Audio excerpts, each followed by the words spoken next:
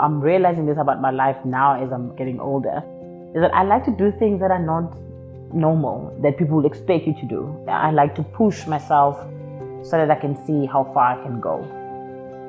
My name is Praisy Dlamini. I am a general manager of Adama Wines, and I'm also an ex-protégé of the Cape Winemakers Guild. I'm born in KwaZulu-Natal, just outside Dlamini. It's a very small town, but beautiful people. It's known for sugarcane. We're one of the families that are fortunate enough to have sugarcane land. So I think if I look at my journey, where I am now, I'm not lost because, I've always been in farming. People from the Department of Agriculture came to my school and they were running a pilot program to go study anything in agriculture. So they arranged a career day. There were things like food technology, engineering, forestry, and one of them was winemaking. And obviously at the time, I did not know what it entailed or if my parents will approve. I was just captured by the image of students stamping the grapes with their feet. I applied and I got in. When I enrolled into Elsenburg, I was 16 years old, going to 17, and I've never left KZN. It was a culture shock. And when I wanted to go home for the holidays, my mom said, "It's fine, come home." Little did she know that I packed everything because the intention was that I'm not going back. She didn't understand what profession I was going to be. For her, it was the fact that I am studying something. And she said, "Go back." She said, "It's not negotiable, go back." And I thank her for doing that. In my third year, I then got introduced to the Cape Winemakers Guild Protégé program. I started my Protégé internship at Lawrenceford, and directly after that, I moved to Glencalo, where I met David Fenderson. We moved together to his new farm, Edgbaston in Stellenbosch. Working with David, I think I got a snippet of the view of life, of how to actually start something from scratch. I even remember when he first made the blend, the pepper pot, and we talk about the different flavors of the pepper pot and why the pepper pot. That's something that you don't get to learn with everyone, what happens in a day of a winemaker.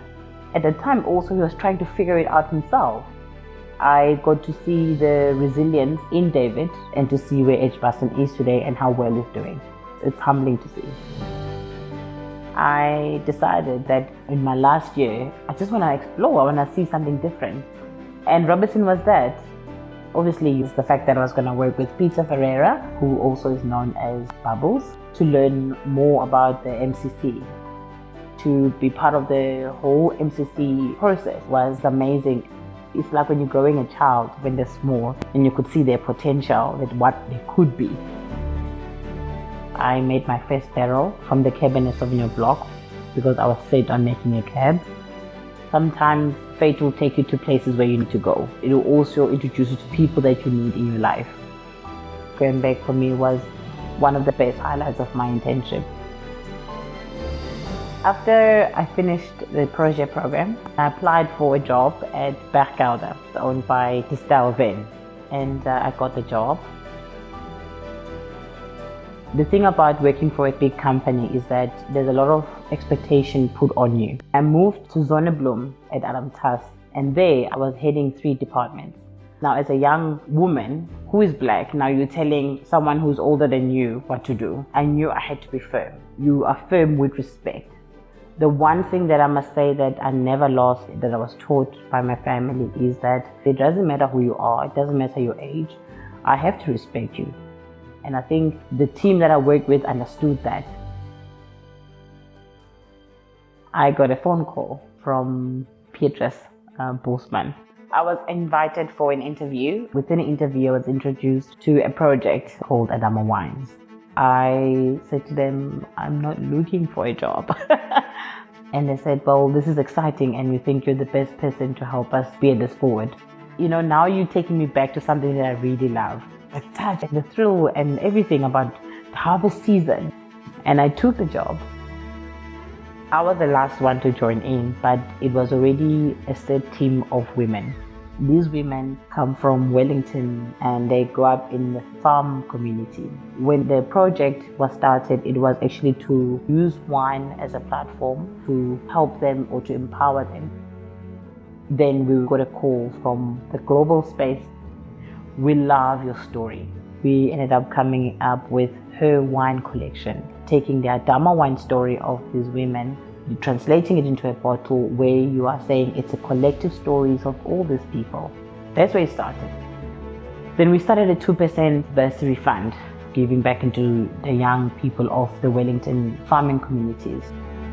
From 2020 onwards, we got a buy-in from Canada, US. Now we're getting traction from individual people saying, how do we support you? When you stand for something and you are authentic about it, the global community will support you. When I came in to take over the role, we were just making bulk wine. And now we are this, multi-million rand company. You have to respect your craft. I think for me to be here from 2010 until now in 2024, it means that I respected the journey. I'm glad to see that we're still doing the work within the Protégé program, that there's still young people that we're putting through the internship and to make them better winemakers for the future. It's a journey and we're still at it. I don't know where it's going to end, but we're still at it.